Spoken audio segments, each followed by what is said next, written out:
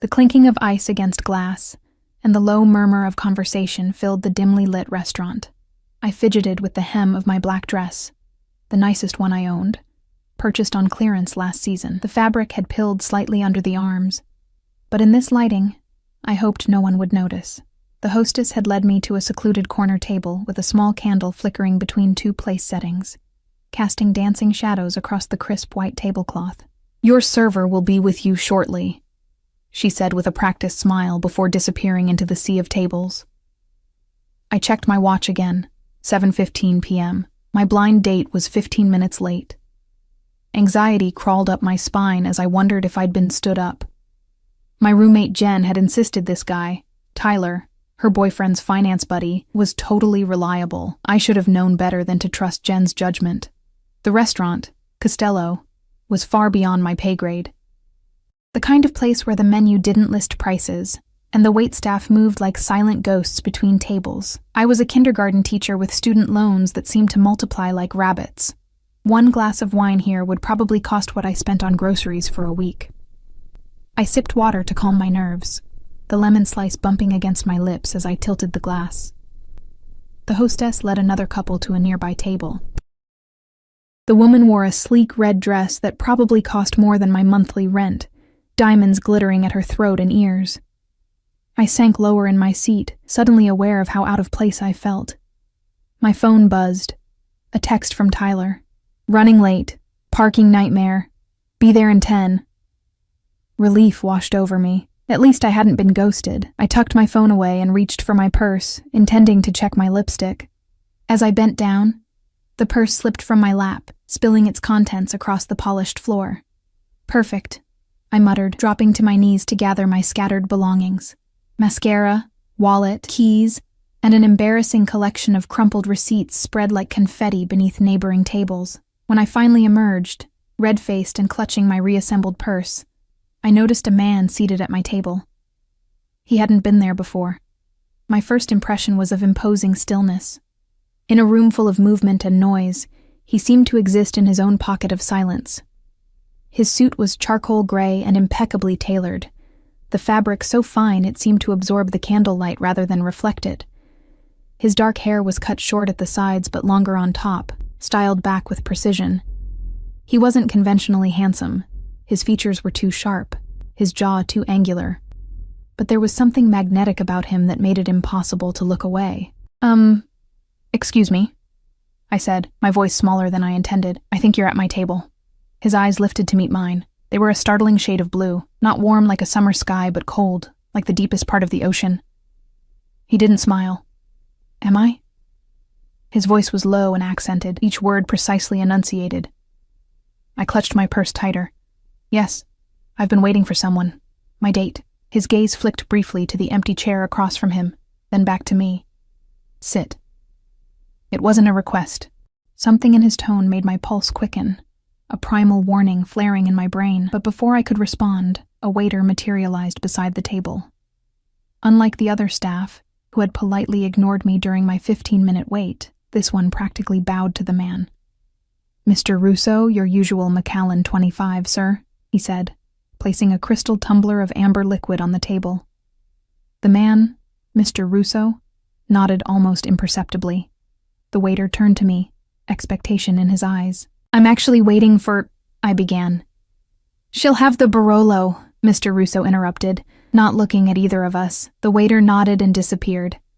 I remained standing, uncertain. This wasn't Tyler. This wasn't my date. I should leave, find the hostess, explain the confusion. Yet something held me rooted to the spot. Curiosity, perhaps, or the commanding presence of the stranger who had claimed my table. "I don't drink Barolo," I said finally, finding a small spark of defiance. One corner of his mouth lifted slightly. Not quite a smile, but something adjacent to amusement. "You will tonight." I glanced around, suddenly aware of subtle changes in the restaurant's atmosphere. A broad-shouldered man in a dark suit stood near the entrance, his attention seemingly on his phone, but his posture too alert. Another by the bar, watching the room with practiced casualness. Both wore nearly identical suits.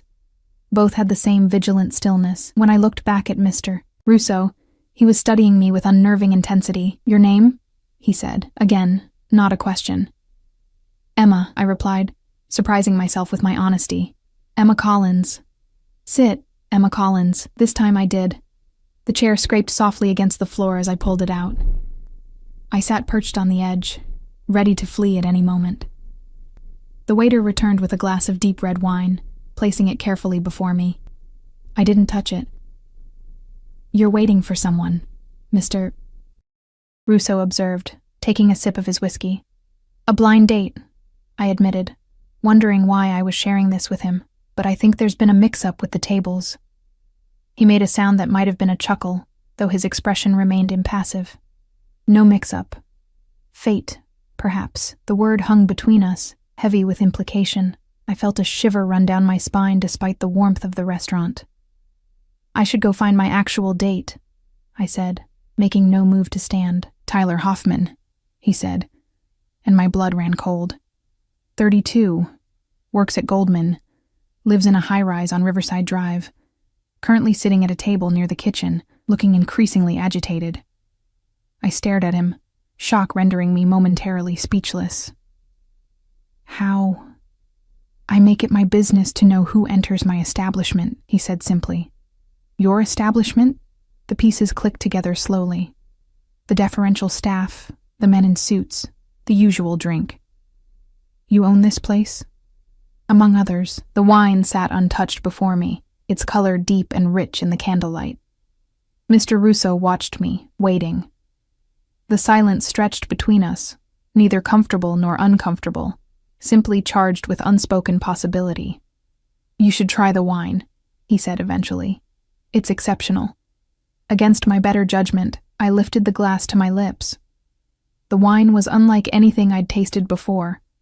Complex, velvety, with notes of cherry and spice that lingered on my tongue. "It's good," I admitted. Something like satisfaction crossed his features. "I wouldn't serve anything less." My phone buzzed again. Tyler, undoubtedly wondering where I was.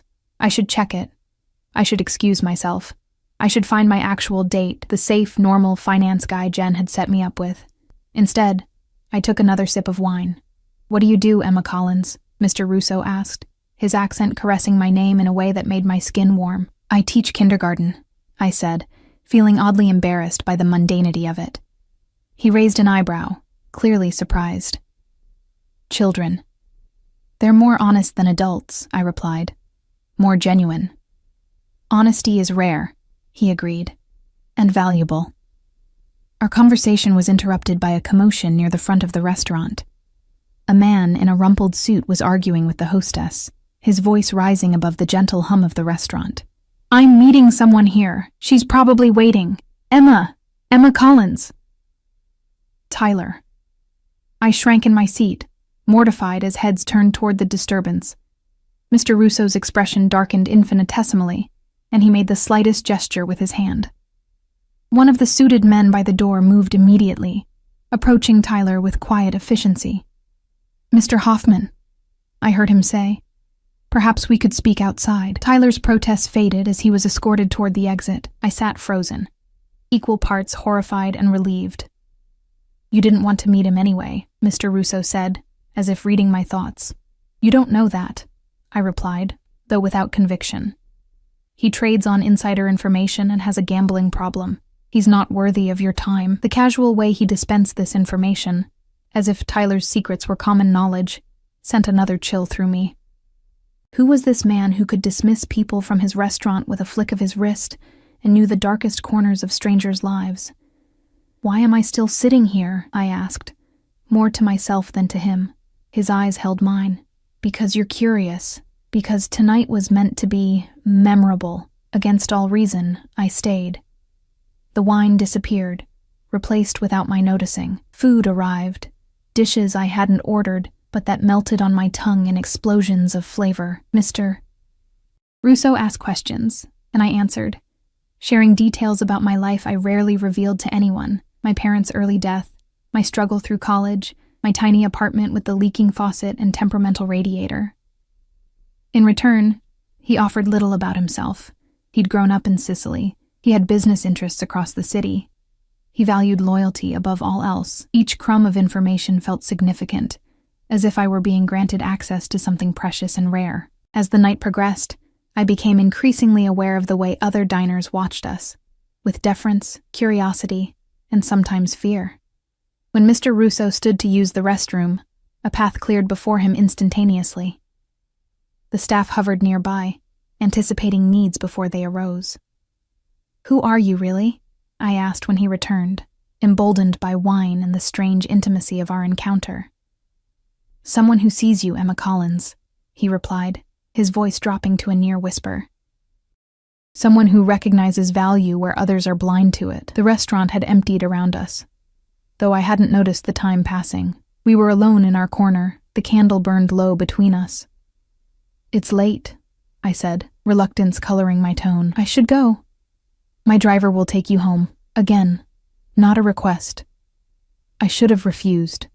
I should have called a rideshare. I should have done anything but accept a ride from this mysterious, dangerous man whose name I still didn't fully know. But when he stood and offered his hand, I took it. Outside, the night air was cool against my flushed skin. A sleek black car idled at the curb, another suited man holding the door open. Mr. Russo guided me with a light touch at the small of my back. The first time he had touched me all evening, the contact sent sparks racing across my skin. "Tomorrow," he said as I slid into the plush leather back seat. 7 o'clock. I'll send a car." It wasn't a question, but for the first time, I heard the faintest hint of uncertainty in his voice, as if he recognized that this, at least, required my consent. I should have said no. I should have laughed at the presumption. I should have gone home and forgotten this strange, unsettling encounter. Instead, I heard myself say, "Tomorrow." The door closed with a soft thud. Through the tinted window, I saw Mr. Russo watching as the car pulled away from the curb. Only then did I realize I still didn't know his first name, or exactly what kind of man could command such power and fear with mere gestures. As the car glided through the nighttime streets, my phone buzzed with messages from Jen and Tyler, demanding explanations. I turned it off, closing my eyes against the neon lights of the city. Tomorrow. The word echoed in my mind like a promise, or a threat. What I didn't know then was that by sitting at the wrong table, by the simple mistake of meeting Alessio Russo, the most feared man in the city, I had inadvertently changed the course of my life forever, and there would be no going back. I barely slept that night. My apartment, which had always felt like a cozy sanctuary despite its flaws, now seemed claustrophobically small. The dripping faucet I'd grown accustomed to sounded unnaturally loud in the darkness, each drop an accusation. What had I agreed to? What did I know about this man beyond his commanding presence and his apparent ownership of at least one high-end restaurant? Morning brought no clarity. I went through the motions of my daily routine, brushing my teeth while staring at my reflection in the bathroom mirror. Did I look different? Could my kindergartners sense the strange electricity running through my veins? "Miss Collins, your face is all red," observed Lily during circle time, her small finger pointing at my cheeks. "Is it?" I touched my face self-consciously. I must be coming down with something. The lie came easily, but it didn't convince Lily, who continued to study me with the unfiltered curiosity only 5-year-olds possess. "My mommy looks like that when she talks to her boyfriend on the phone." The other children giggled, and I quickly redirected them to the day's alphabet lesson, but Lily's innocent observation lingered. Was I blushing at the mere thought of Mr. Russo? The realization was both mortifying and thrilling. By the time the final bell rang and the last child had been collected, my anxiety had reached a fever pitch. I rushed home, suddenly conscious of the gap between the life I lived and the one I had glimpsed last night. My closet seemed pathetically inadequate, full of sensible, teacher-appropriate clothing and nothing suitable for whatever tonight would bring. I called Jen in desperation. "So, now you want to talk?" Her voice was clipped with annoyance. "After ghosting your date and ignoring my texts all night?" "I'm sorry," I said, genuinely contrite. "It's complicated. I need your help." Tyler is furious, by the way. Says some goon escorted him out of the restaurant. What the hell happened, Emma? I hesitated, unsure how much to reveal. I met someone else. You what? Her anger instantly transformed into excited curiosity. Spill. Every detail. Now. I don't have time. I glanced at the clock. 5:30 already. I need to borrow a dress. Something nicer than what I have. Oh my God. I could practically hear her mind racing through the phone. You're seeing him again tonight? Maybe. I hedged. Please, Jen. Can I come over? 20 minutes later, I was standing in Jen's bedroom, surrounded by discarded dresses. Her curiosity had morphed into a relentless interrogation. Name? Alessio Russo. The name felt foreign on my tongue. I'd learned it only when the driver had asked where Mr. Alessio wanted me taken. What does he do? He owns restaurants and other businesses. I kept my voice deliberately vague, remembering the fear in the eyes of the restaurant staff. Is he hot? I paused, considering. Not exactly. He's powerful. Jen raised an eyebrow. Powerful how? It's hard to explain. I slipped into a midnight blue dress she'd handed me. He just commands attention. Rich? Definitely. She zipped me up, then spun me to face her full-length mirror. The dress was simple, but elegant, with a neckline that dipped just low enough to be interesting without being inappropriate. The fabric clung to curves I usually kept hidden beneath cardigans and A-line skirts. Perfect, Jen declared. Now shoes. By 6:45, I was transformed, at least on the surface. Jen's dress, her strappy heels, her makeup expertise, and a spritz of her most expensive perfume had created a version of Emma Collins I barely recognized. But beneath the polished exterior, my heart hammered with apprehension. Text me every hour, Jen instructed as I prepared to leave. And if anything feels off, just call. I'll come get you. I nodded, though we both knew the fragile safety net of her promise would be useless against whatever force Alessio Russo represented. At precisely 7 o'clock, my phone buzzed with a text from an unknown number. Car waiting downstairs. The same sleek black vehicle from the previous night idled by the curb. The driver, a different one today, but with the same watchful stillness, opened the door without a word. I slid into the back seat, the buttery leather cool against my bare legs. Where are we going? I asked as we pulled into traffic. Mr. Russo's residence, miss. My stomach tightened. Not a restaurant or public place, but his home. The car wound through the city, eventually turning onto streets lined with mansions set back from the road.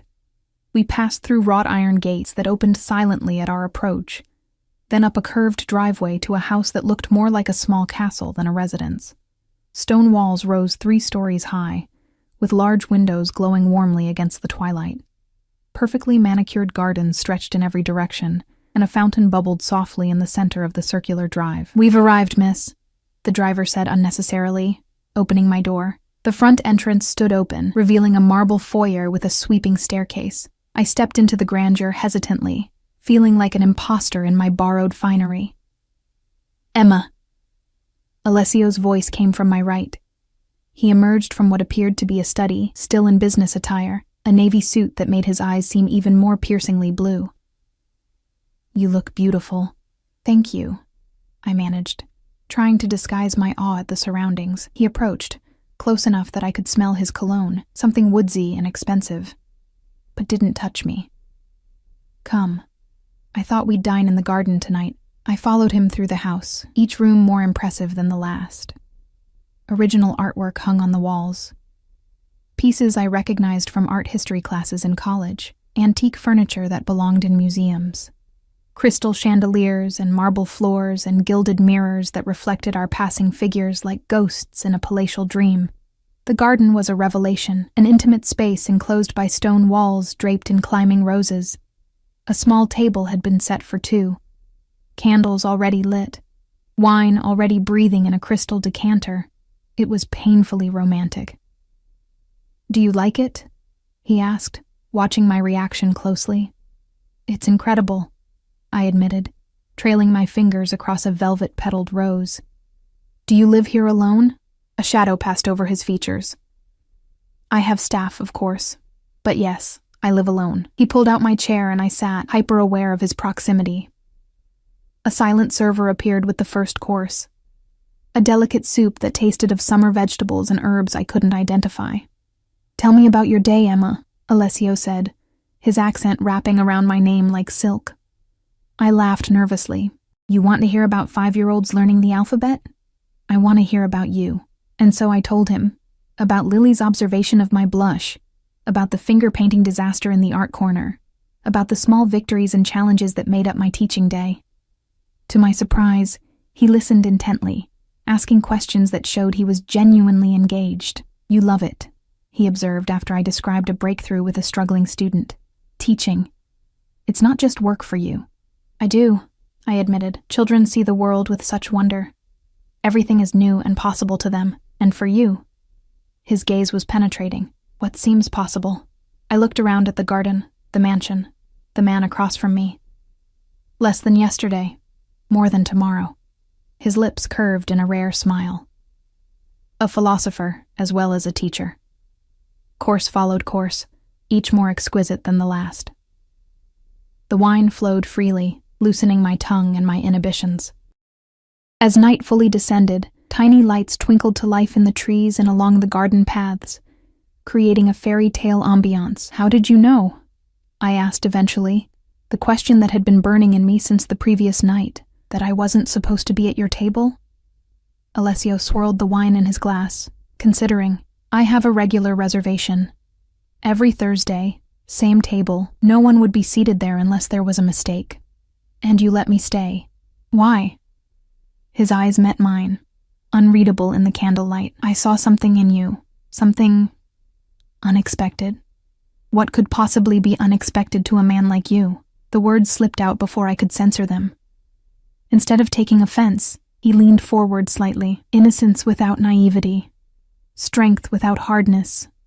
You wear your goodness openly, Emma. Yet you're not blind to the darkness in the world. The assessment was so intimate, so perceptive, that I felt momentarily breathless.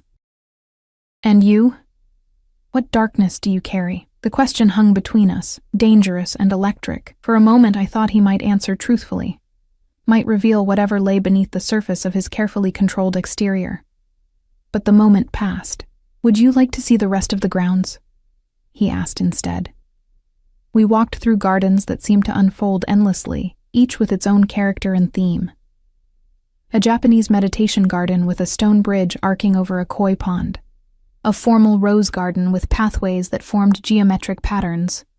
A wild, rambling section that mimicked an English cottage garden. It's like something from a dream, I said, breathing in the night-blooming jasmine that perfumed the air. Dreams can become reality with sufficient resources, Alessio replied. And determination. Is that how you built all this? Determination? His hand found the small of my back as he guided me down a narrow path.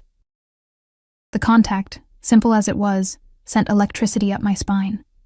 I came to this country with nothing, he said quietly. Everything I have, I've built myself. And how exactly did you build it? I pressed, emboldened by wine and the intimacy of the night. What business are you really in, Alessio?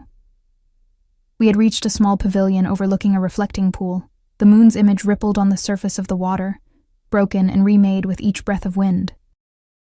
You ask dangerous questions, Emma Collins. Do I have reason to be afraid of the answers? He turned to face me fully, his expression grave. Perhaps, but I think not of me. Before I could respond, the sound of approaching footsteps interrupted us. A man in a suit, one I recognized from the restaurant, appeared on the path. Mr. Russo. He spoke in Italian, rapid and urgent.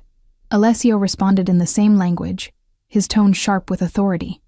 The exchange continued for several moments, tension evident in both men's postures. I stood awkwardly to the side, understanding nothing but sensing that something significant was happening. Finally, Alessio turned back to me. I apologize, Emma. There's a matter I must attend to. Is everything okay?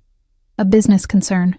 His expression had closed off, becoming the mask of the man I'd first met at the restaurant. Nothing for you to worry about. He escorted me back toward the house, his stride purposeful now, the leisurely exploration of the gardens forgotten.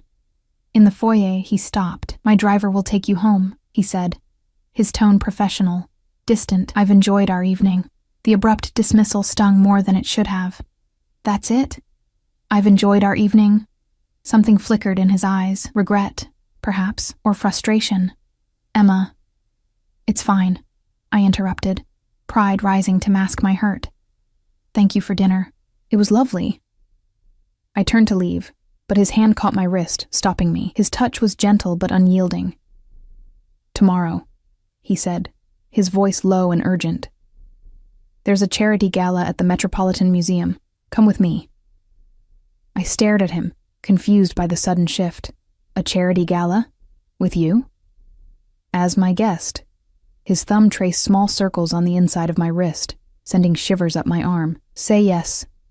I should have said no. I should have extracted myself from whatever dangerous web I was being drawn into. I should have gone home to my normal life with its normal problems and normal joys. What should I wear? I asked instead. Relief softened his features. I'll take care of it. Be ready at 7. He released my wrist and stepped back, control reasserted. But as the driver escorted me to the waiting car, I glanced back to see Alessio watching from the doorway, his expression unguarded for once. Hungry, possessive, and something else I couldn't name. The drive back to my apartment passed in a blur of confusion and conflicting emotions. Who was this man who lived in a palace, who commanded such deference, whose business concerns interrupted romantic evenings? And why had he chosen me? As the car pulled up to my building, the driver handed me a small velvet box. From Mr. Russo, he said. Inside was a delicate gold bracelet with a single charm, a tiny key fashioned from what appeared to be actual gold. There was no note, no explanation. Just the key, gleaming in the streetlight that filtered through the car window. What does it open? I asked the driver. He regarded me with something like pity in his eyes. That's for Mr. Russo to tell you. I climbed the stairs to my apartment in a daze, the bracelet clutched in my hand. Only when I was inside, door locked and chain in place, did I notice the changes. The dripping faucet no longer dripped. The temperamental radiator hummed with steady heat. The cracked window in the living room had been replaced with new glass. Even the ancient refrigerator had been swapped for a sleek, modern model. On my kitchen counter sat a single red rose in a crystal vase, with a card bearing just 2 words in elegant script. Until tomorrow. I sank onto my sofa, the bracelet still in my hand, its golden key catching the light. What had I gotten myself into? And more troublingly, why didn't I want to escape? The package arrived at noon the next day. 2 men in black suits delivered it, one carrying the large white box, the other scanning the hallway with watchful eyes. Neither smiled when I opened the door. From Mr. Russo, said the first man, extending the box toward me. I accepted it wordlessly, feeling the weight of whatever was inside. The men departed without another word, their footsteps echoing down the stairwell. With trembling fingers, I untied the satin ribbon. Nestled in layers of tissue paper lay a gown of such exquisite beauty that I gasped aloud. The fabric was a deep emerald green that shimmered subtly as I lifted it from the box. Silk so fine it felt like water running through my hands. The design was deceptively simple. A fitted bodice with a sweetheart neckline, thin straps, and a skirt that would undoubtedly flow like liquid when worn. Beneath the dress was another smaller box. Inside, I found emerald earrings that caught the light and refracted it into tiny rainbows on my ceiling. Real emeralds, not costume jewelry or synthetic stones, but actual gems that probably cost more than my annual salary. The implications weren't lost on me. Alessio wasn't just inviting me to a charity gala. He was marking me as his. The dress, the jewelry. These were statements of ownership as much as gifts. I should have been offended. Instead, I found myself sliding my fingers along the silken fabric, imagining his reaction when he saw me wearing it. I called in sick to work, something I'd never done before, and spent the day in a state of nervous anticipation. I soaked in a bath scented with the expensive bath oils Jen had given me last Christmas, carefully styled my hair, and applied makeup with more attention than I'd ever given it. When I finally slipped into the gown, I hardly recognized the woman in the mirror. The dress fit as if it had been made specifically for me, which I realized with a start. It probably had been. How had he known my measurements? The thought should have disturbed me, but instead sent a shiver of something like excitement down my spine. At precisely 7 o'clock, my doorbell rang. This time, Alessio himself stood in the hallway, magnificent in a perfectly tailored black tuxedo. His eyes widened almost imperceptibly when he saw me, a reaction so subtle I would have missed it if I hadn't been watching for it. "Emma," he said, his voice deeper than I remembered. "You are breathtaking." Heat rushed to my cheeks. "The dress is beautiful." "It's not the dress." He stepped into my apartment, his presence immediately filling the small space. His eyes took in the changes his people had made. The fixed faucet, the new appliances. "I see my staff took care of the issues." "You had no right," I said, finding a momentary spark of indignation. "You can't just come into my home when I'm not here and change things." Instead of being angered by my reproach, Alessio seemed pleased by it. "You're right. I apologize for the intrusion." He reached into his pocket and withdrew a small velvet pouch. "Perhaps this will serve as adequate penance." Inside was a matching necklace to complement the earrings, a teardrop emerald suspended from a delicate gold chain. "I can't accept this," I protested weakly. "You can." He took the necklace and moved behind me. "You will." His fingers brushed against my neck as he fastened the clasp, leaving goosebumps in their wake. The stone settled cold against my skin, warming quickly to my body temperature. "There," he said softly, his breath stirring the hair near my ear. "Now you're ready." The car waiting downstairs was different from the previous nights. A Rolls-Royce with butter-soft leather seats and a privacy screen separating us from the driver. As we pulled away from my modest apartment building, I felt as though I were leaving more than just my neighborhood behind. "You seem nervous," Alessio observed, watching me fidget with the emerald pendant. "I've never been to anything like this before," I admitted. "I teach kindergarten. Charity galas at the Met aren't exactly in my social calendar." His hand covered mine, stilling my nervous movements. "You belong anywhere I take you, Emma. Remember that." The possessiveness in his tone should have alarmed me. Instead, I found myself leaning into it, craving the certainty he offered in a world that had always felt unstable. The museum steps were crowded with New York's elite, women in designer gowns and men in tuxedos milling about under the watchful eyes of security and the flashing cameras of paparazzi. As our car pulled up to the entrance, I felt panic rising in my chest. "I can't do this," I whispered. Alessio's eyes met mine. "Do you trust me?" The question hung between us, weighted with meaning beyond this moment. Did I trust him? This man I barely knew, whose power I could feel but not understand, whose interest in me remained a mystery? "I'm trying to," I answered honestly. He nodded once, accepting this. "That's enough for now." When the car door opened, Alessio emerged first, then extended his hand to help me out. The moment we appeared, a hush fell over the nearest group of attendees. I felt their stares like physical touch. Curious, assessing, some hostile. Alessio's hand pressed against the small of my back, guiding me up the steps with confident ease. "Russo," I heard someone murmur. "With a woman. That's new." "Who is she?" Another voice whispered. Not his usual type. I kept my eyes forward, chin lifted, drawing strength from Alessio's unwavering presence beside me. Inside, the great hall had been transformed into a glittering wonderland. Crystal chandeliers cast prismatic light over the gathering of beautiful people. A string quartet played softly in one corner, nearly drowned out by the buzz of conversation. "Mr. Russo." A silver-haired man approached us immediately, hand extended. "We weren't sure you'd attend this year, Senator." Alessio greeted him with a nod, briefly clasping the offered hand. "May I introduce Emma Collins?" The senator's eyes assessed me quickly, a flash of curiosity quickly masked by political charm. "A pleasure, Ms. Collins. Any friend of Alessio's is a friend of mine." More introductions followed, a blur of important names and calculating gazes. A judge, a police commissioner, the owners of several prominent businesses. Each greeted Alessio with a mixture of respect and wariness that I found increasingly unsettling. "They're afraid of you," I observed quietly when we finally had a moment alone, champagne flutes in hand. Alessio's expression revealed nothing. Respect and fear often look similar from a distance, and up close. His eyes met mine, something dangerous flickering in their depths. Up close, they're both about power. Who has it? Who wants it? Who's willing to do what to keep it? Before I could respond, a commotion near the entrance drew our attention. A group had just arrived, centered around a tall, dark-haired man whose stance radiated the same controlled power as Alessio's. Alessio's body tensed beside me, his expression hardening into something I hadn't seen before. "Interesting," he murmured, more to himself than to me. "What is?" "That Vittorio Calabresi would dare to show his face here. In my territory." The name meant nothing to me, but the cold fury in Alessio's voice sent a chill down my spine. I watched as the newcomer's eyes scanned the room, eventually landing on us. A smile spread across his face.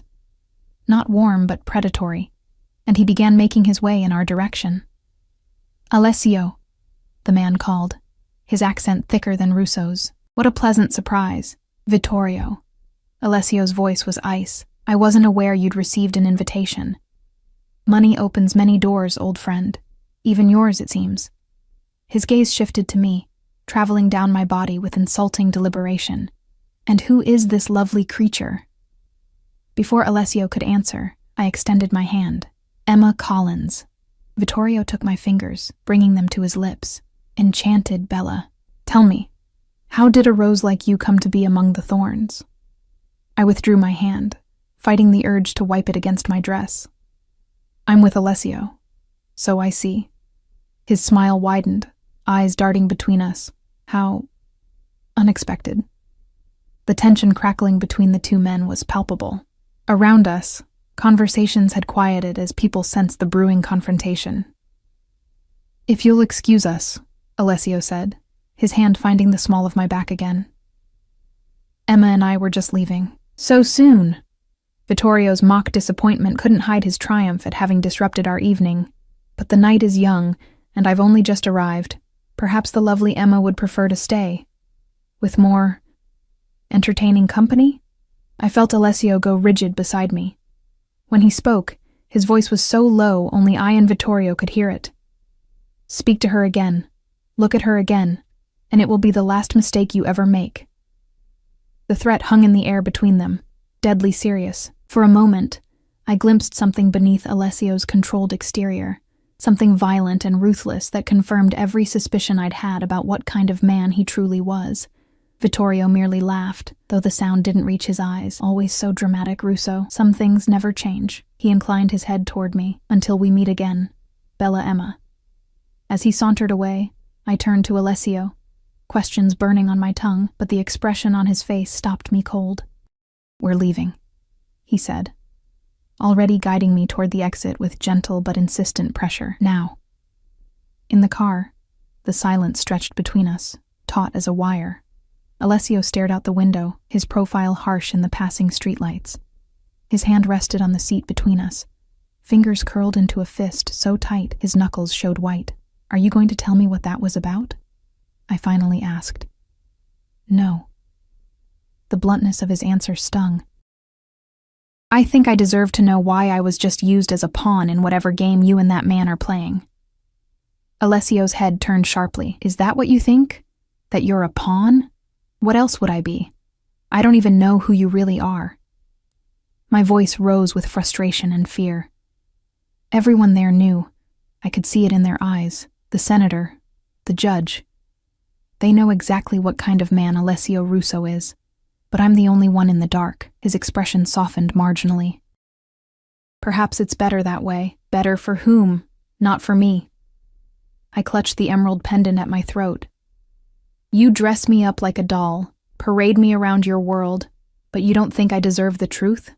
The car had stopped moving, but I was too focused on Alessio to notice where we were. His eyes searched my face, looking for something I couldn't name. "The truth," he repeated, the words heavy with meaning. "Are you certain that's what you want, Emma?" "Yes." He was silent for a long moment, weighing something in his mind. Then he reached forward and lowered the privacy screen. "Take us to Pier 86, he instructed the driver. The car pulled back into traffic. I stared at Alessio, confusion replacing some of my anger. "Where are we going?" "Somewhere we can talk privately." 20 minutes later, we stood at the end of an abandoned pier.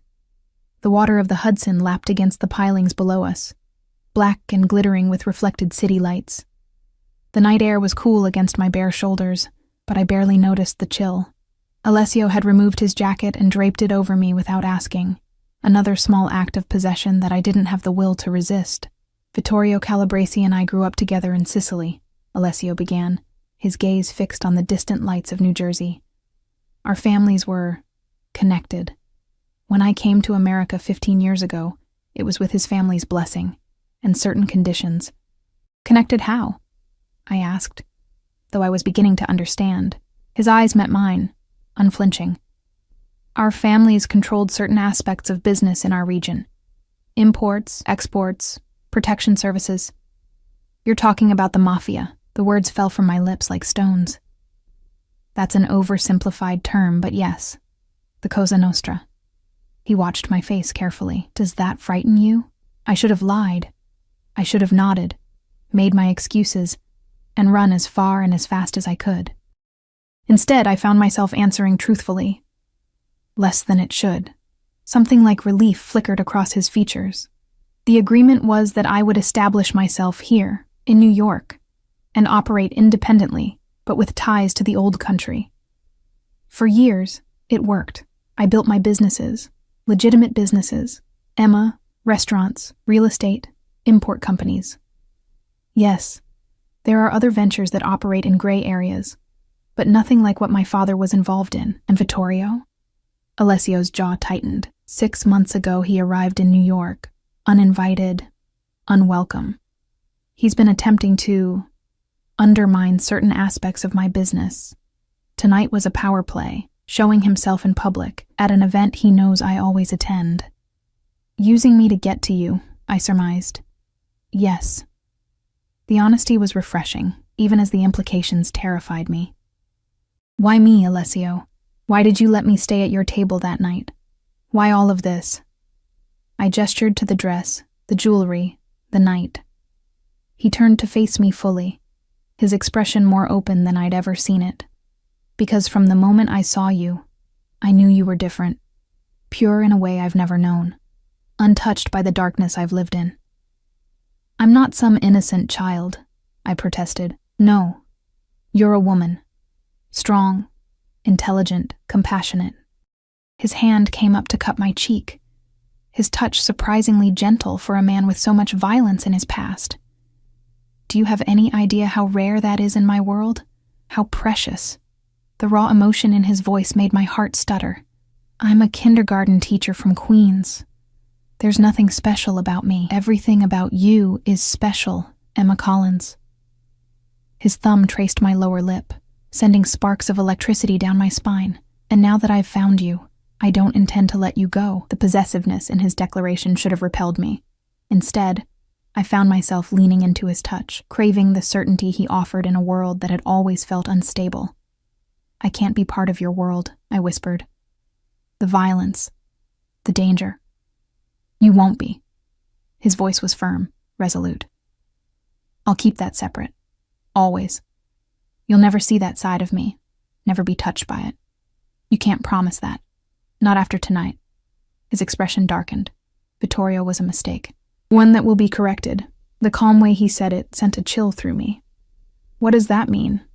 It means you don't need to worry about him anymore. I stepped back, breaking contact with his hand. Are you going to kill him? Alessio's silence was answer enough. I can't be with someone who solves problems that way, I said, my voice stronger than I felt. I won't. For a long moment, he said nothing, his expression unreadable in the dim light of the pier. Then, slowly, he nodded. For you, he said finally, I'll find another solution. Relief washed over me, followed immediately by the unsettling realization of what had just happened. I had somehow acquired the power to influence a man who terrified senators and judges. Come, he said, extending his hand toward me. It's getting cold. Let me take you home.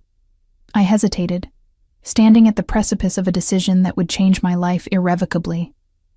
If I took his hand now, knowing what I knew, there would be no going back. I would be choosing this man, this dangerous, complicated, possessive man, and all that came with him. Emma, he said softly, trust me. As I placed my hand in his, I felt the weight of the golden key charm against my wrist, the key he had given me after our second night together. I still didn't know what it opened. Perhaps it was symbolic, access to his world, his heart, his truth.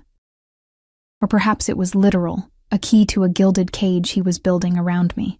Either way, as his fingers closed around mine, I knew I had just turned that key in its lock. For better or worse, I had chosen Alessio Russo.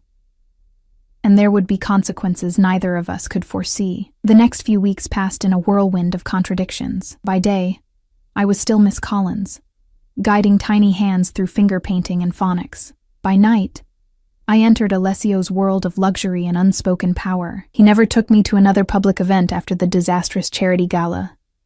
Instead, our evenings were spent in the privacy of his mansion or at his restaurants after closing hours. I kept waiting for regret to settle in, for the rational part of my brain to finally overcome whatever spell Alessio had cast over me. Instead, I found myself falling deeper under his influence, craving his presence when we were apart. "You're different," Jen observed over coffee one Saturday morning. We'd barely seen each other since the night she'd lent me the blue dress. "Distracted. And you're always checking your phone." I glanced guiltily at my cell, which I'd placed face up on the cafe table. "Sorry. Work stuff." "Bullshit." She leaned forward, lowering her voice. "It's him, isn't it? The mystery man." I couldn't suppress my smile, which was answer enough. "Oh my God." Her eyes widened. "You're in love with him." Was I? The thought had been circling my mind for days, but I hadn't allowed myself to examine it too closely. Love seemed too simple a word for what I felt for Alessio, a complex tangle of desire, fear, fascination, and something deeper that I couldn't name. "It's complicated," I said finally. "Is he married?" Jen asked, immediately jumping to the worst conclusion. "No, nothing like that." I hesitated, unsure how much to reveal. "He's just not what I expected." "In a good way?" I thought of Alessio's tenderness when we were alone. The way he listened when I spoke about my students or my dreams, how he'd kept his promise not to involve me in the darker aspects of his life. "Yes," I said, "in a good way." But even as I spoke, my phone lit up with a notification. A text from Marco, Alessio's most trusted bodyguard, who had somehow become my shadow whenever Alessio couldn't be with me himself. "In position outside. Take your time." I'd grown accustomed to the constant surveillance, telling myself it was Alessio's way of protecting me. But sometimes, in quiet moments like this, the reality of my new normal struck me with disturbing clarity. Later that evening, Alessio and I sat in his private library, a cavernous room lined with leather-bound books and warmed by a crackling fireplace. I was curled against him on a velvet sofa, his arm draped casually around my shoulders as he read through business documents. "Move in with me," he said suddenly, the words falling into the comfortable silence between us. I sat up, startled. "What?" "Move in with me," he repeated, setting aside his papers. "This house is too large for one person, and you're here most nights anyway." It was true. My tiny apartment had begun to feel like a temporary stop between visits to Alessio's world. "I can't just abandon my life," I protested weakly. "What life?" His question wasn't cruel, merely matter of fact. "Your apartment is falling apart. Your roommate is never there. You spend all your free time here. I have my job, my students." "You would still have your job." His hand found mine, fingers intertwining. "Nothing would change except your address." Everything would change, and we both knew it. Moving in with Alessio would be a public declaration of our relationship, an acknowledgement that I had accepted not just him, but everything he represented. "I need time to think about it," I said. He nodded, disappointment flickering briefly across his features, before his usual mask of control returned. "Of course." The next day, Sunday, Alessio was called away on business. I used the rare moment of freedom to visit my parents' graves, something I did every few months, though less frequently since meeting Alessio. The cemetery was peaceful, autumn leaves crunching beneath my feet as I made my way to their shared headstone. "I wish you could meet him," I said softly, placing fresh flowers in the small metal vase embedded in the ground. "I think you'd have questions." Concerns. I have them too. The stone offered no answers, just the engraved names of the two people who had loved me unconditionally. They had died in a car accident when I was 19, long enough ago that the sharp edges of grief had softened, but recently enough that I still found myself reaching for the phone to call my mother when something significant happened in my life. He's not who you would have chosen for me, I continued, but he makes me feel safe, protected, like nothing bad could ever happen to me again. As I spoke the words, I realized their truth. Since Alessio had entered my life, the constant anxiety that had been my companion since my parents' death had receded. The fear of loss that had colored all my relationships had been replaced by a strange certainty. He won't leave me, I whispered. He won't die. He's too powerful for that. The delusion of this thought struck me even as I voiced it. No one was immune to death or disaster, perhaps especially not a man in Alessio's position. Lost in these thoughts, I didn't notice the black SUV parked near the cemetery gates until I was almost upon it. The window rolled down, revealing a face I recognized with a jolt of fear. Vittorio Calabresi. "Bella Emma," he called, his accent thick with false warmth. What a fortunate coincidence. I froze, every instinct screaming danger. There was no coincidence here. He had followed me, waited for a moment when I was alone. "Mr. Calabresi," I managed to keep my voice steady. "I was just leaving. Please, allow me to give you a ride." The rear door swung open. "I insist." The threat was implicit. I glanced around, hoping to see Marco or one of Alessio's other men, but the cemetery was deserted on this chilly Sunday afternoon. "That won't be necessary," I said, already reaching for my phone. "I have my own transportation." Before my fingers could touch my purse, a man stepped out from behind a nearby mausoleum, one of Vittorio's guards, his intention clear in his stance. "I think you misunderstand, Bella," Vittorio said, smile still in place. "This is not an invitation you can decline." My heart hammering, I calculated my options. Running would be futile. Screaming might bring help, but more likely would just accelerate whatever Vittorio had planned. "What do you want?" I asked, stalling. "Just a conversation." "About our mutual friend," he gestured to the open door. "Please, I would hate for this to become unpleasant." With no viable alternative, I slid into the back seat beside him, my body rigid with fear. The door closed with a soft click that sounded to my ears like a prison cell locking. "Relax," Vittorio said as the car pulled away from the curb. "If I wanted to hurt you, we wouldn't be having this civil conversation." "Then what do you want?" "Information." His dark eyes studied me with calculating interest. "How much has Alessio told you about his operation? About our history?" "Nothing," I lied. "We don't discuss his business." Vittorio laughed, the sound surprisingly genuine. "Ah, he plays the gentleman with you. How charming. And convenient. If you're trying to turn me against him, not at all. I simply want you to understand your situation clearly." He leaned back, watching me with something like pity. "Do you know why he chose you, Emma Collins? A kindergarten teacher with no connections, no wealth, no power?" The question echoed my own doubts, ones I'd been trying to silence since the night Alessio had first invited me to sit at his table. "He cares for me," I said, the words sounding hollow even to my own ears. "Perhaps, in his way." Vittorio's smile turned knowing. "But more importantly, you are malleable, impressionable. With no family to ask difficult questions, no connections to his world who might warn you." His words struck too close to home. I turned away, watching the unfamiliar streets pass outside the window. "Where are you taking me? Just for a drive? To finish our conversation without interruption?" He reached into his jacket pocket and withdrew a phone. My phone. He must have had it lifted from my purse without my noticing. "Ah, look. Your protector is calling." Alessio's name flashed on the screen. Vittorio let it ring, his smile widening as he watched my reaction. "He keeps you on a very short leash, doesn't he? Calls to check in, has his men follow you everywhere?" He tossed the phone onto the seat between us.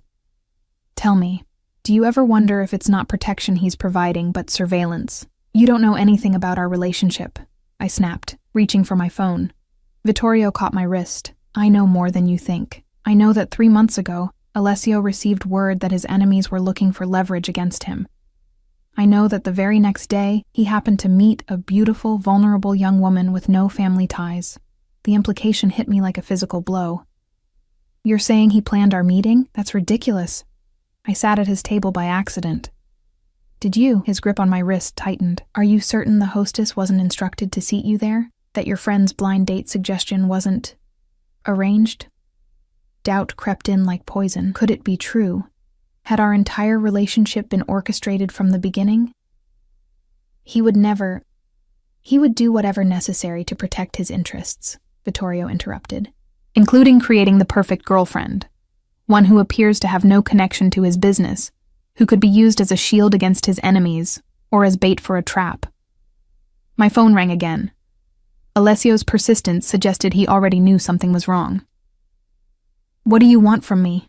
I asked again, my voice barely above a whisper. Currently, nothing. Vittorio released my wrist. Consider this a courtesy call. A warning from someone who knows Alessio Russo better than anyone. He is not who he pretends to be with you. The car had circled back, returning to the cemetery where my parents lay. As it rolled to a stop, Vittorio leaned close, his breath hot against my ear. Ask him about Sofia, he whispered. Watch his face when you say her name. Before I could respond, the door opened. I scrambled out, clutching my phone like a lifeline. The SUV pulled away immediately, leaving me alone with Vittorio's poisonous words echoing in my mind. By the time I reached my apartment, missed calls and messages had filled my phone. I responded to Alessio with a brief text. I'm fine, needed some time alone, but couldn't bring myself to answer when he called again. Who was Sofia? Why would her name affect Alessio? And most disturbingly, had our meeting truly been orchestrated? I spent a sleepless night turning these questions over in my mind. By morning, I had reached a decision. I would confront Alessio directly, ask about Sofia, watch his reaction just as Vittorio had suggested. His response would tell me everything I needed to know. When I arrived at school the next day, the principal called me into her office immediately. Emma, she said, her expression grave. There's been an incident. I'm afraid I need to place you on administrative leave. What? I stared at her in confusion. What incident? She slid a folder across her desk. Inside were printouts of emails from my school account to a parent, containing inappropriate comments about their child. These aren't mine, I protested, scanning the messages with growing horror. I never wrote these. The technology department confirmed they came from your account, she said, sympathy mixing with professional distance. We have to investigate. It's standard procedure. I left the school in a daze, clutching the folder of fabricated evidence. This was no coincidence. It had to be connected to Vittorio, to yesterday's warning. He was showing me how easily my life could be destroyed. Or was it Alessio? A test of my loyalty, perhaps. A way to make me more dependent on him just as he'd asked me to move in. By the time I reached Alessio's mansion that evening, my confusion had hardened into determination. I needed answers, regardless of how painful they might be. Alessio met me at the door himself, concern etched into his features. Emma, where have you been? I've been worried sick. Who is Sofia? I asked without preamble. His reaction was everything Vittorio had promised. The color drained from his face, his body going completely still as if I'd struck him physically. Where did you hear that name? He asked, his voice barely audible. And in that moment I knew, whatever lay at the heart of Alessio Russo, whatever darkness, whatever secret, it was bound up in that name, Sofia. Alessio's hands trembled slightly as he poured himself a whiskey, the amber liquid sloshing against the crystal tumbler. We stood in his study, the heavy oak door closed behind us. I'd never seen him this unsettled, this vulnerable. Tell me who Sofia is, I repeated, standing my ground despite the fear coiling in my stomach. He took a long swallow of whiskey before meeting my gaze. Where did you hear that name? Does it matter? Yes. His voice hardened. It matters very much, I hesitated, weighing the risks of honesty against deception. Vittorio Calabresi, the crystal tumbler shattered in Alessio's grip. glass and whiskey spraying across the expensive carpet. Blood welled from his palm, but he seemed not to notice. "When?" he demanded. "When did you speak to him?" "Yesterday, at the cemetery." I lifted my chin. He found me visiting my parents' graves. Alessio moved suddenly, reaching for his phone on the desk. "Marco," he barked when the call connected. "Find Vittorio, now." "Alessio," I stepped forward, grabbing his wrist. "Stop. Just tell me who she is." He stared at me, conflict raging behind his eyes. For the first time, I saw the full extent of his struggle, the man who wanted to shield me from his world battling with the man who lived in darkness. "Was she your wife?" I asked quietly. "A lover?" Alessio sank into his leather chair, the fight suddenly draining from him. "My daughter." Of all the possibilities I had imagined, this one had never occurred to me. I stood frozen, watching as he removed a handkerchief from his pocket and wrapped it around his bleeding hand with mechanical precision. "You have a child," I finally managed. "Had." The word fell like a stone between us. "She died. 5 years ago." I moved to the chair opposite his desk, my legs suddenly unsteady. "I'm sorry. I didn't know." "No one knows." His eyes lifted to mine, raw with an old grief. That was the point. What happened to her? Alessio was silent for a long moment, his gaze fixed on some middle distance. When he spoke, his voice was flat, as if reciting facts about someone else's life. "Sophia was 3 when she was taken. A retaliation kidnapping. My enemies using her to control me." His hand clenched around the bloodied handkerchief. "I did everything they asked, gave them territory, money, influence, but it wasn't enough." Horror crept through me as I began to understand where this story was heading. "Alessio." "I found her 2 weeks later," he continued, as if he hadn't heard me. "In an abandoned warehouse. She was already gone." Tears spilled down my cheeks, but Alessio's eyes remained dry. His grief calcified into something harder than sorrow. "After that, I erased her." His voice dropped to nearly a whisper. "Every photograph, every record, every trace that she had existed. I sold the house we'd lived in, fired the staff who had known her. I made it as if she had never been born. Why?" The question escaped before I could stop it. "Because the men who took her are still out there." His eyes met mine, blazing with a cold fury that made me shrink back. "And when I find them, when I finally make them pay, I don't want them to know it's coming. I don't want them to have any connection between Sophia and me that might warn them." The magnitude of his pain, and his rage, stole my breath. This wasn't just grief. It was vengeance stretched across years, a purpose that had consumed him. "Sophia's mother?" I asked softly. "Died in childbirth." He closed his eyes briefly. "I raised Sophia alone. She was everything." I thought of the empty mansion with its perfect gardens, the solitary man who commanded fear and respect throughout the city. How hollow his power must have seemed in the face of such loss. "What did Vittorio tell you?" Alessio asked, his composure returning by degrees. I hesitated, then decided on complete honesty. "He implied that our meeting wasn't an accident, that you arranged it because you needed someone with no family connections, someone who could be leverage or a shield." A bitter laugh escaped him, and you believed him. It wasn't a question, and I couldn't deny the doubt that had taken root. I don't know what to believe anymore. "Did you arrange for me to sit at your table that night?" "No." His answer was immediate and firm. "That was chance, Emma. Nothing more." "Then why me? Why did you let me stay?" Alessio rose from his chair and moved to the window, staring out at the darkness beyond. "Because when you smiled at the waiter, a genuine smile, not the practiced ones I see every day, something inside me recognized you." He turned to face me. "You reminded me that goodness still exists in the world, that not everything beautiful gets destroyed."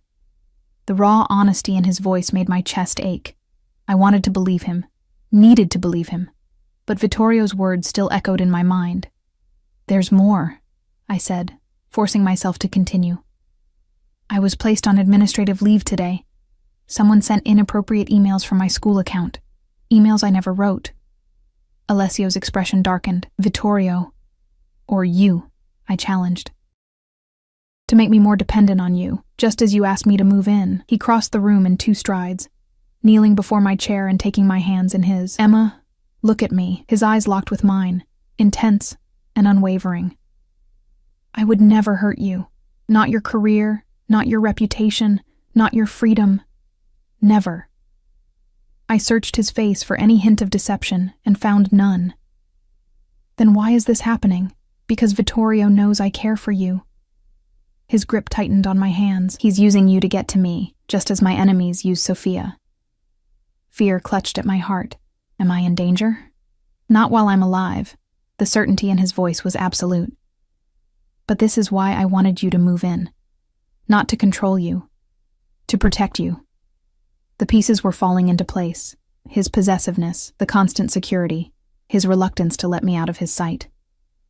It wasn't obsession driving him, but terror. The fear of losing someone else he cared for. What happens now? I asked. Now I end this, once and for all. He stood, resolution hardening his features. Vittorio has crossed a line he cannot uncross. Alarm shot through me. Alessio, no, I promised you I wouldn't kill him, he interrupted. And I'll keep that promise. But he will leave New York, tonight. He will never contact you again, and he will pay for threatening what's mine. The possessiveness in his voice should have disturbed me. Instead, it offered a strange comfort, the certainty that I was valued, protected, cherished. Come with me, Alessio said suddenly. Where? There's something I need to show you. He led me through the mansion, up the grand staircase, and down a hallway I'd never explored before. At the end stood a door, simple, unadorned, unlike the ornate entrances to other rooms. Alessio withdrew a key from his pocket, identical to the charm on the bracelet he'd given me. This room has been locked for 5 years, he said quietly. No one has entered it since the day I returned to this house without her. The door swung open to reveal a child's bedroom, preserved like a time capsule. Soft pink walls, a canopy bed with fairy lights woven through the fabric, shelves lined with stuffed animals and books. In the corner stood an easel with a half-finished painting, bright colors splashed across the paper in the unmistakable style of a toddler. Sophia, I whispered, tears filling my eyes again. Alessio remained in the doorway, unable or unwilling to step inside. The key I gave you. It opens this room. I wanted you to know, to understand, why you are the way you are, I finished for him. He nodded, his expression more vulnerable than I had ever seen it. I couldn't save her, but I can save you. In that moment, I understood the true nature of Alessio's feelings for me. Not possession, not control, but protection. The desperate need to prevent history from repeating itself. His love was damaged, twisted by trauma and loss, but it was real. I'm sorry about your school, he said after a long silence. I'll fix it. The emails will be traced to Vittorio's people. Your reputation will be restored, and Vittorio will never bother you again. His tone made it clear the matter was settled. I should have pressed further, demanded details, set boundaries. Instead, I found myself stepping into his embrace, my head resting against his chest, where I could hear the steady beat of his heart. Stay here tonight, Alessio murmured into my hair. Please. I nodded against his chest. I'll stay. That night, as Alessio held me in his bed, I made a decision that would irrevocably alter the course of my life. I couldn't undo his past, or heal his wounds completely. I couldn't bring back Sophia, or erase the violence in his world. But I could offer him something he hadn't had in 5 years. Hope. A future. A reason to build rather than destroy. I'll move in, I whispered into the darkness, but on my terms. I felt him go still beside me. What terms? I keep my job. I keep my friends. I'm not a prisoner in a golden cage, Alessio, of course. And no more secrets. I propped myself up on one elbow, looking down at his face in the moonlight filtering through the windows. I want to know everything, the good and the bad. I can't live in the dark. He hesitated at this, conflict evident in his expression.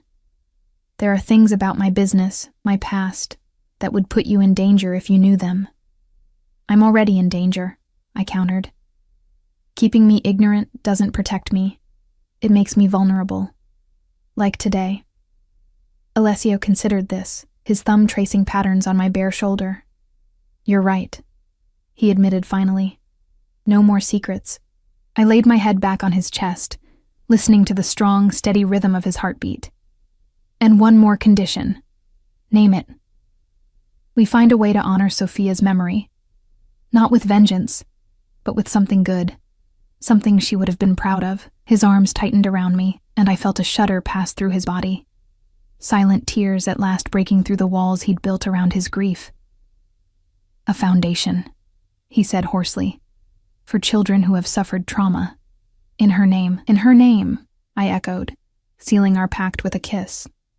3 months later, the Sophia Russo Foundation opened its doors, a bright, cheerful center where children who had experienced violence or loss could receive therapy, education, and support. Alessio stood beside me at the ribbon-cutting ceremony, his face composed, but his eyes shining with an emotion I'd rarely seen there. Pride. Vittorio Calabresi had indeed left New York, reportedly returning to Sicily under mysterious circumstances. The emails at my school had been traced to one of his associates, my reputation restored, my position secured. Alessio never told me exactly what had transpired between them, and I never asked. Some secrets were better left buried.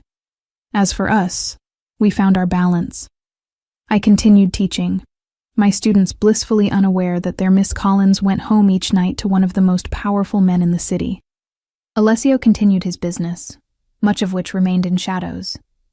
But he shared what he could, trusting me with truths he had never spoken aloud before. The key charm on my bracelet remained a symbol of what we had built together. A door unlocked, a past honored but not forgotten, a future created from the ashes of tragedy. We would never have a normal relationship, not with his position, his enemies, the constant need for vigilance. But we had found something precious in each other, understanding, acceptance, a love forged in darkness, but reaching always toward the light. That night, as we stood on the balcony of what was now our home, Alessio wrapped his arms around me from behind, his chin resting on my shoulder as we gazed at the city lights below. I never believed in fate, he murmured against my ear, until you sat at the wrong table. I smiled, leaning back into his embrace, the right table, as it turns out. He turned me to face him, his eyes, those cold blue eyes that had once frightened me, now warm with an emotion I never tired of seeing. Ti amo, Emma Collins, he said softly. With everything I am, and I love you, I replied, shadows and all. As his lips met mine, I knew this was no fairy tale ending. There would be challenges ahead, dangers I couldn't foresee, compromises I would have to make. But I had chosen this life with open eyes, had chosen this complicated, damaged, fiercely loving man. And in that choice, I had found my own power, my own voice, my own unexpected destiny.